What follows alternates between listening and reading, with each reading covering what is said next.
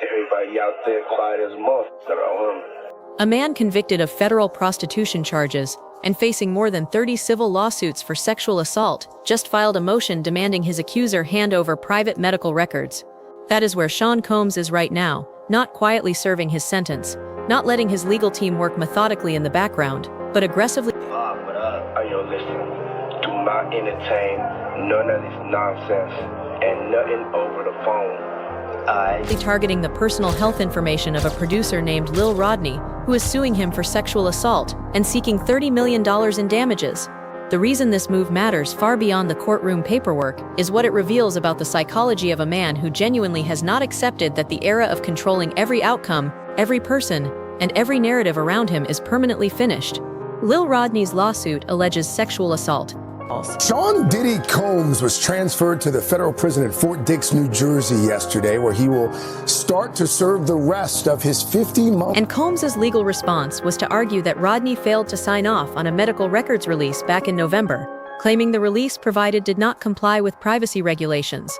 His team then described Rodney's discovery requests as abusive and improper, which means the man accused of sexual assault is simultaneously calling his accuser's requests for information abusive while demanding access to that same accuser's private health records. The projection embedded in that strategy functions almost as a confession of intent. Find something buried in the medical history, find a therapy session, find a prescription, find anything that can be twisted into grounds for dismissing Rodney's credibility before the $30 million case reaches a courtroom where witnesses testify under oath. Medical records do not disprove assault, and seeking therapy after trauma does not indicate dishonesty. Any competent attorney already knows this, which means the demand was never a genuine legal strategy. It is an intimidation tactic, designed to make the litigation process invasive enough and exhausting enough that Rodney might calculated dropping the case is easier than continuing to fight someone with significantly more resources and a documented history of weaponizing legal filings against people he has allegedly harmed. That playbook becomes clearest when you look at the Cassie situation, because that sequence is the only reliable guide to how credible any of Combs's current denials actually are. It's so difficult to reflect on the darkest times in your life, but sometimes you gotta do that. I was fucked up. I hit rock bottom, but I make no excuses. My behavior on that video is inexcusable. I take full responsibility for my actions in that video. I'm disgusted. I was disgusted then when I did it, I'm disgusted now. I went and I sought out professional help. I had to go into therapy, and go into rehab.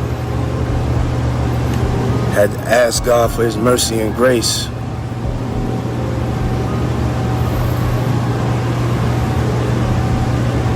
I'm so sorry.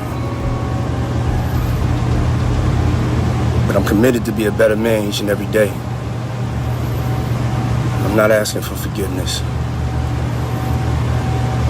I'm truly sorry.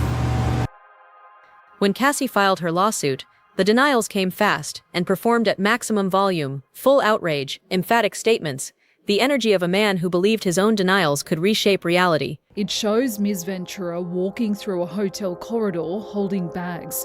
Seconds later, Sean Combs is seen running behind her. He then grabs her and violently throws her. Then the hotel hallway surveillance footage surfaced, showing him assaulting Cassie, dragging her, kicking her while she was on the ground, and every ounce of manufactured outrage dissolved within days. What replaced it was a social media post about hitting rock bottom, about the darkest times in his life, about seeking therapy and rehab and asking God for grace. That remorse arrived at precisely the moment denial became impossible, and not 1 second before, and that sequence is now the lens through which every denial he issues going forward has to be evaluated. He called the child actor accuser someone sitting on a throne of lies, using those exact words in a public statement, and that theatrical phrasing is not the response of an innocent man working through legal channels.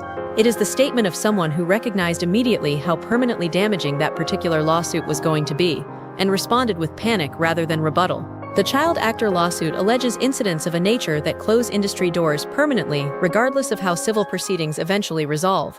There is a meaningful difference between allegations that PR rehabilitation can soften over enough time and allegations that make professional association with the accused categorically untenable, and the child actor case sits in the second category without ambiguity. Cuba Gooding Jr. surfaces in the Lil Rodney case alongside all of this, with Rodney alleging that Gooding was present during one of the assaults that allegedly took place on Combs's yacht. The legal team's aggressive effort to block any questions about Cuba is not accidental. Testimony connecting a second recognizable name to alleged incidents on that yacht carries implications far beyond the $30 million civil case and into territory affecting multiple people's exposure to civil and criminal liability simultaneously.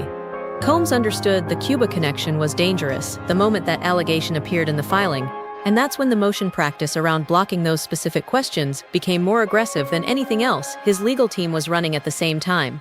Jonathan Hay is pushing criminal accountability directly with the DA, and that distinction matters more than anything else in terms of what Combs actually fears most. Civil lawsuits cost money, and $30 million alongside dozens of other settlements and mounting legal fees represents a serious drain on the resources that funded the legal apparatus protecting him for years. Criminal charges cost freedom, which is a different category of consequence entirely, one that strips away every layer of luxury and control and access that defined his existence for 3 decades. None of that loss can be managed with a settlement check. The DA is watching every civil filing and every piece of testimony surfacing through civil proceedings for exactly the material that builds a criminal case, and the civil process is doing investigative work that no amount of aggressive motion practice from Combs's team can prevent from accumulating in the public record. The failed NBC lawsuit rarely enters the conversation about his legal pattern, and it should, because Combs went after a major network using litigation as an offensive weapon and lost publicly, adding that documented failure to a record of legal maneuvers that consistently backfired. Each failed motion compounds the previous one. Each statement that lands badly gets archived alongside every earlier statement, and the cumulative picture building across years of court documents is of a man who cannot stop making his situation worse because stopping requires accepting a loss of control he is not capable of accepting, the intimidation tactics that worked for years inside a system that was implicitly protecting him. Dishonest, violent, horrible. A promiscuous swinger who lied to and cheated on multiple partners. Incredibly, that's how Sean Diddy Combs' own lawyers describe the billionaire music mogul, currently facing serious sex trafficking charges in a New York court. Are now running inside a system that has stopped doing that, and the same moves that once silenced people are now generating additional evidence of intent.